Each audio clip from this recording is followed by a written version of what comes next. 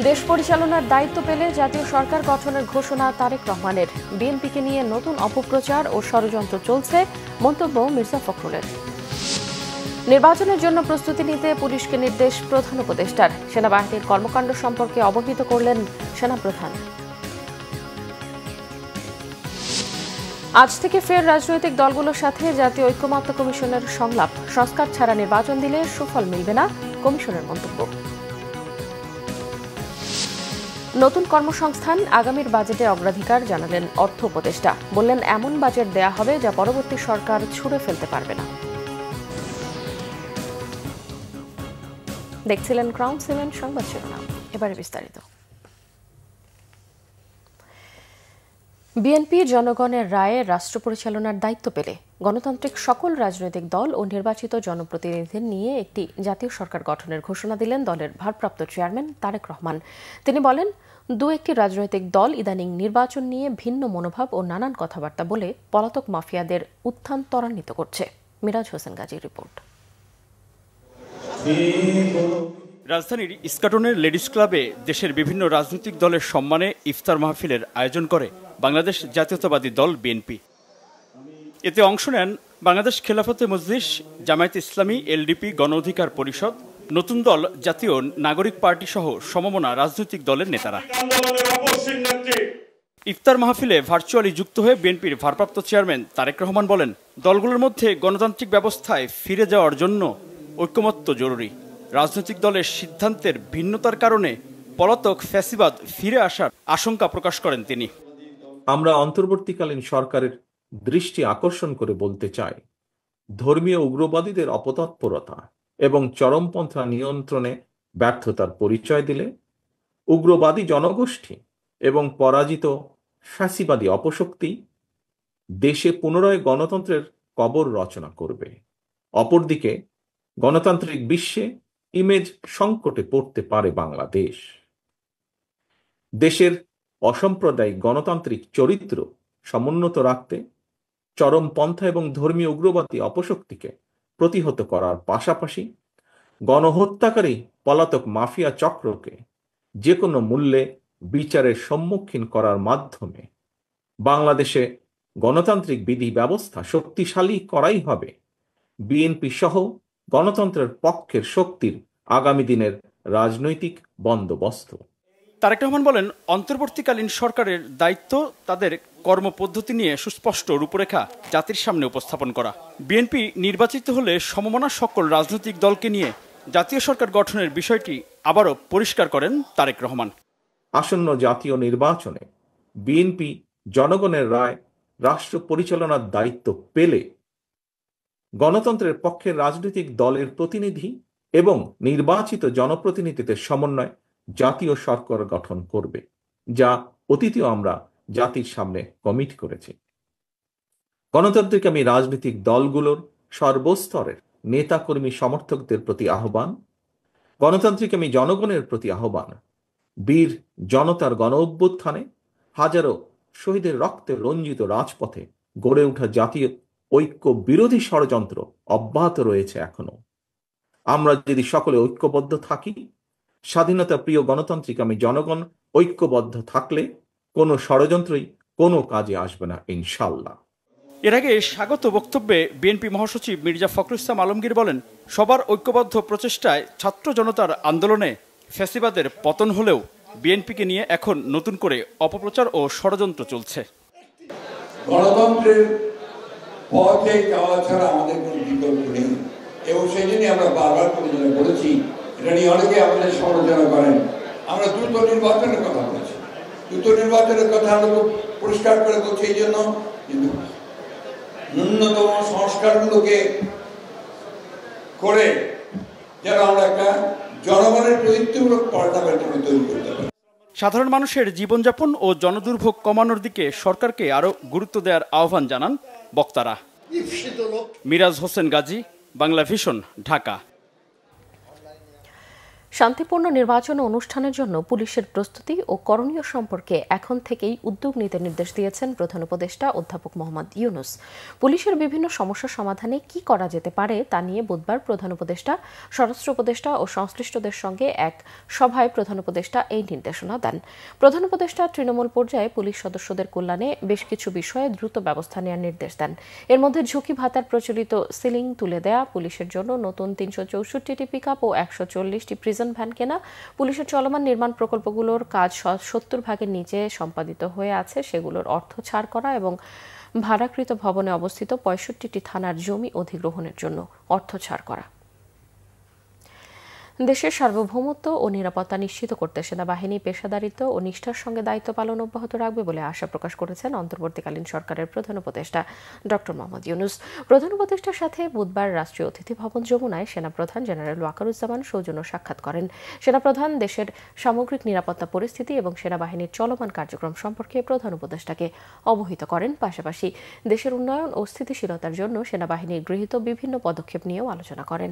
সেনা সদস্যদের চলমান উচ্চপদস্থ পর্ষদের অগ্রগতির বিষয়ে প্রধান উপদেষ্টাকে অবহিত করেন জেনারেল ওয়াকারুজ্জামান। প্রধান উপদেষ্টা সেনাবাহিনীর ভূমিকা ও অবদানের প্রশংসা করেন এবং ভবিষ্যৎ কার্যক্রমে সেনাবাহিনীকে প্রয়োজনীয় দিক নির্দেশনা দেন। সংস্কার নিয়ে আজ থেকে রাজনৈতিক দলগুলোর সাথে ফের সংলাপে বসতে যাচ্ছে জাতীয় ঐকমত্য কমিশন। প্রথম পর্যায়ে এলডিপির সাথে সংলাপে বসবে ঐকমত্য কমিশন। পর্যায়ক্রমে অন্য দলগুলোর সাথেও আলোচনায় বসবেন তারা। কমিশন বলছে, সংস্কার ছাড়া নির্বাচন দিলে সুফল মিলবে না, আর স্বল্প আকারের সংস্কার হলে ডিসেম্বরেই জাতীয় নির্বাচন সম্ভব। ওবায়দুল্লাহ মামুনের প্রতিবেদন। আওয়ামী লীগ সরকারের পতনের পর রাষ্ট্র সংস্কারের লক্ষ্যে গুরুত্বপূর্ণ খাতে সংস্কার কার্যক্রম শুরু করে অন্তর্বর্তীকালীন সরকার। সংবিধান সংস্কার, নির্বাচন কমিশন, দুর্নীতি দমন সংস্কার কমিশন সহ মোট ১১টি কমিশন আলাদাভাবে তাদের সংস্কার প্রস্তাব তুলে ধরেন। পরে ১২ ফেব্রুয়ারি গঠিত হয় ৭ সদস্যের জাতীয় ঐকমত্য কমিশন। সংস্কার কমিশনের ১৬৬টি সুপারিশের উপর মতামত চাওয়া হয়েছে বিভিন্ন রাজনৈতিক দলগুলোর কাছে। ১৮ মার্চ পর্যন্ত ৩৮টি রাজনৈতিক দলের মধ্যে ১৫টি দল তাদের মতামত উপস্থাপন করেছে। কমিশন বলছে, রাজনৈতিক দলগুলোর সহযোগিতা পেলে আলোচনা দ্রুত অগ্রগতি পাবে। ভবিষ্যৎ প্রজন্মের স্বার্থে রাজনৈতিক দলগুলো ঐক্যমতে পৌঁছাবে। হাসিনার মতো দানব যেন আবার আমাদের উপর এসে জেঁকে বসতে না পারে তা নিশ্চিত করা। হাসিনা তো আর আকাশ থেকে পড়ে নাই। হাসিনা তো একটা কতগুলো নিয়ম, নীতি, পদ্ধতি, প্রতিষ্ঠান তাকে দানবে পরিণত করেছে। তো এগুলো যদি পরিবর্তন না করা হয় তাহলে আবারও স্বৈরাচারের পুনরুত্থানের সম্ভাবনা উড়িয়ে দেওয়া যায় না। এই কমিশনের মেয়াদ হচ্ছে জুলাই মাসের 15 তারিখ পর্যন্ত। আমি যেটা বারবার বলেছি সেটা হচ্ছে আমাদের লক্ষ্য হচ্ছে এই মেয়াদের মধ্যে এটা সম্পন্ন করা। রাজনৈতিক দলগুলোর সহযোগিতা পাওয়া গেলে আলোচনা দ্রুততার সাথে অগ্রসর হলে আমরা তার আগেই সম্পন্ন করব। কতটুকু সংস্কার দরকার এটি নির্ভর করছে সংলাপের উপর। একটি সুষ্ঠু প্রতিযোগিতামূলক নির্বাচনের স্বার্থে রাজনৈতিক দলগুলোর মাঝে সহায়কের ভূমিকা পালন করবে কমিশন। স্বল্প আকারের সংস্কার হয় তাহলে ডিসেম্বরের নির্বাচন হবে। যদি রাজনৈতিক দলগুলো চান যে আরো বেশি আকারের, বড় কাঠামোগত পরিবর্তন, তার জন্য খানিকটা সময় তো লাগতে পারে। আমরা একটা সুষ্ঠু নির্বাচন চাই, সবাই, রাজনীতিবিদরা চায়, এদেশের নাগরিকরা চায়, আমরাও চাই। এবং আমাদের ভূমিকাটা হলো সহায়কের ভূমিকা, যাতে রাজনীতিবিদরা আলাপ আলোচনার মাধ্যমে একটা ঐক্যমত্যে পৌঁছে। সংলাপের মধ্য দিয়ে রাজনৈতিক দলগুলোর মাঝে স্বৈরাচার বিরোধী ঐক্য গড়ে উঠবে দাবি করে রাজনৈতিক দলগুলো বলছে, জরুরি সংস্কার আর জুলাই হত্যাকাণ্ডের যেসব ঘটনার প্রমাণ আছে সেগুলোর বিচার করেই নির্বাচন সম্ভব। দুইটা বড় বিষয় তাদের মাঝে আছে। একটা হচ্ছে সংস্কার, আরেকটা হচ্ছে যে এই ফ্যাসিবাদের বিচার ব্যবস্থা। এখন বিচার তারা কতটুকু করবে, কারণ বিচার তো 15-16 বছরের, 20 বছরের একটা গুণ খুনের বিচারের ব্যাপার আছে। যেন আমরা বলছি যে ইমিডিয়েট যেগুলোর প্রমাণ আছে, এই হত্যা করেছে, তথ্য প্রমাণ আছে, এই বিচারগুলোকে প্রায়োরিটি দেয়া, আর বাকি যেগুলো সে বিচারগুলোর প্রসেস শুরু করা। নির্ধারিত সময়ের মধ্যে রাজনৈতিক দলগুলোর মধ্যে সমঝোতায় পৌঁছাতে চায় কমিশন। ওবায়দুল্লাহ মামুন, বাংলা ভিশন, ঢাকা। মূল্যস্ফীতির হ্রাস টানা ও নতুন কর্মসংস্থান তৈরির চ্যালেঞ্জকে সামনে রেখে আগামী অর্থবছরের জন্য বাস্তবমুখী বাজেট ঘোষণা করা হবে বলে জানিয়েছেন অর্থ উপদেষ্টা ডক্টর সালেউদ্দিন আহমেদ। বুধবার বিকেলে সচিবালয় ইলেকট্রনিক ও প্রিন্ট মিডিয়ার প্রতিনিধিদের সাথে প্রাক বাজেট আলোচনায় এসব কথা বলেন তিনি। বৈঠকে গণমাধ্যমের প্রতিনিধিরা করমুক্ত আয়সীমা বাড়িয়ে ৫ লাখ টাকা করার পাশাপাশি কৃষি খাতে ভর্তুকি বাড়ানোর প্রস্তাব দেন। সেই সাথে গণমাধ্যমের আয় বৃদ্ধিতে সরকারি পৃষ্ঠপোষকতা ও নীতি সহায়তার সুপারিশ করেন। টিসিপির মাধ্যমে সুবিধাভোগীর সংখ্যা বাড়ানো সহ সামাজিক নিরাপত্তার আওতাভোগীদের ভাতা বাড়ানোর প্রস্তাব দেন আলোচকরা। জবাবে অর্থ উপদেষ্টা জানান, এবার বাজেটের আকার অহেতুক বড় করা হবে না। বললেন, অন্তর্বর্তী সরকার এমন বাজেট দেবে যা পরবর্তী নির্বাচিত সরকার এসে ছুঁড়ে ফেলতে পারবে না। উপদেষ্টা আরও জানান, এবারের বাজেটে কথার ফুলঝুরি থাকবে না। নতুন বাজেটে এনবিআর এর সংস্কার ও অনিয়ম দুর্নীতি কমানোর টার্গেট থাকবে বলেও উল্লেখ করেন তিনি। এ যেন পুকুর চুরি।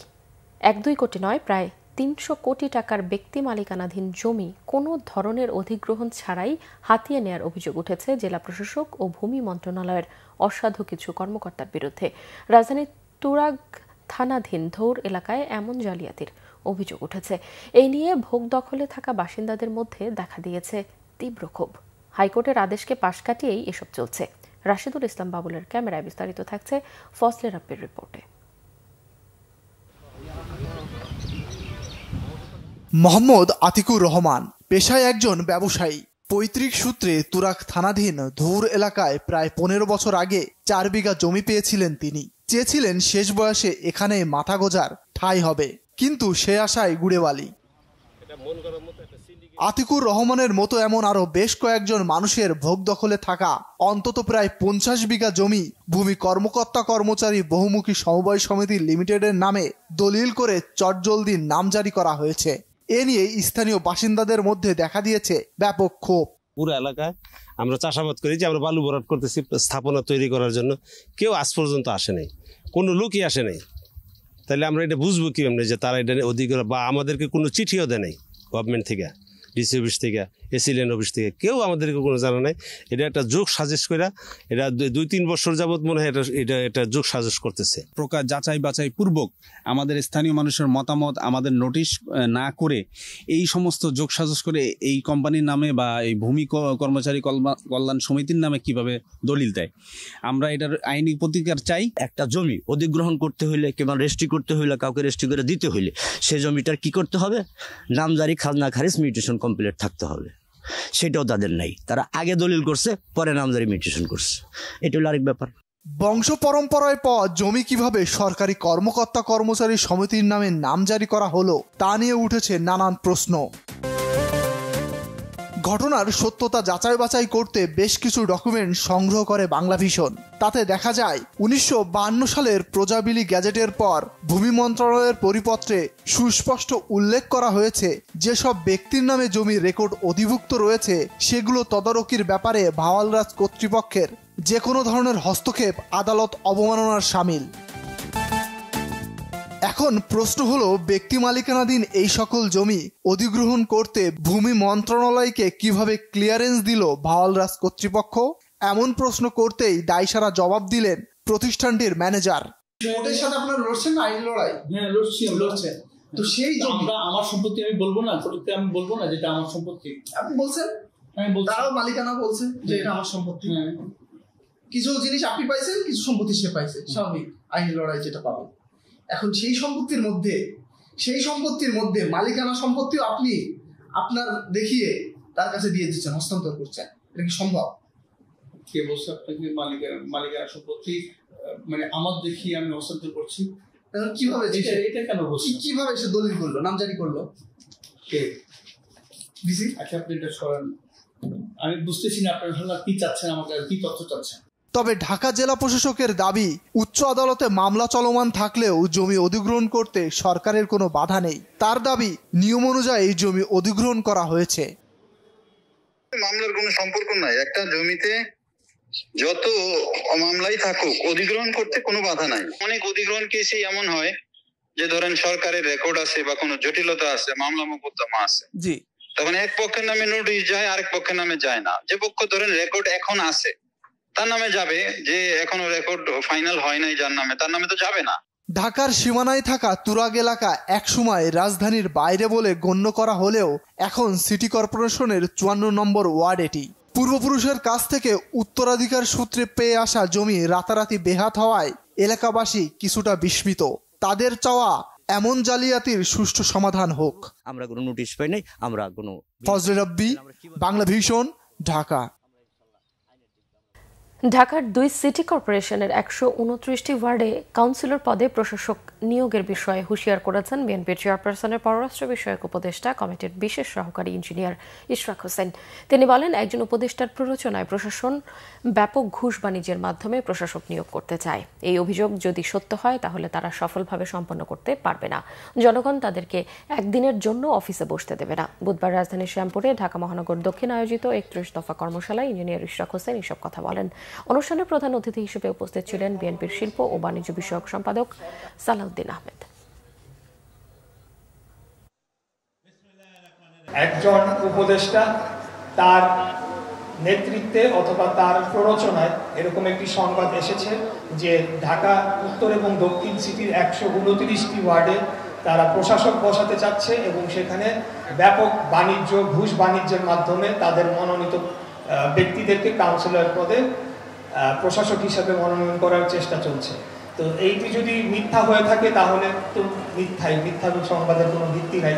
কিন্তু যদি এটা সত্য হয়ে থাকে, আমি আজকের এই কর্মশালা থেকে হুঁশিয়ারি দিতে চাই যে এটা কিন্তু কোনোভাবে তারা সফলভাবে সম্পন্ন করতে পারবে না। যদি জনগণের বিরুদ্ধে গিয়ে 5ই আগস্টের যে গণঅভ্যুত্থানের চেতনা ছিল তার বিপক্ষে গিয়ে যদি এখন খুনি হাসিনা যেভাবে মনোনয়ন বাণিজ্য করে অযোগ্য ব্যক্তিদেরকে বিভিন্ন জায়গায় বসিয়েছে, সংসদে নিয়েছে, মেয়র বানিয়েছে, মন্ত্রী বানিয়েছে, একই কাজ যদি এখন করা হয় সেটা কিন্তু বাংলাদেশ এখন ঢাকা শহরের জনগণ মেনে নিবে না।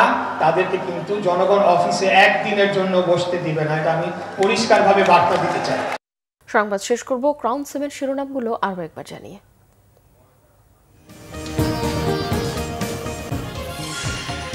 দেশ পরিচালনার দায়িত্ব পেলে জাতীয় সরকার গঠনের ঘোষণা তারেক রহমানের। বিএনপিকে নিয়ে নতুন অপপ্রচার ও ষড়যন্ত্র চলছে, মন্তব্য মির্জা ফখরুলের। নির্বাচনের জন্য প্রস্তুতি নিতে পুলিশকে নির্দেশ প্রধান উপদেষ্টার। সেনাবাহিনীর কর্মকাণ্ড সম্পর্কে অবহিত করলেন সেনাপ্রধান।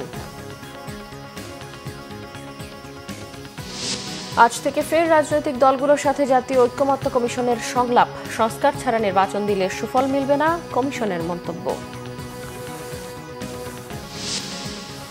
নতুন কর্মসংস্থান আগামী বাজেটে অগ্রাধিকার জানালেন অর্থ উপদেষ্টা। বললেন, এমন বাজেট দেয়া হবে যা পরবর্তী সরকার ছুঁড়ে ফেলতে পারবে না।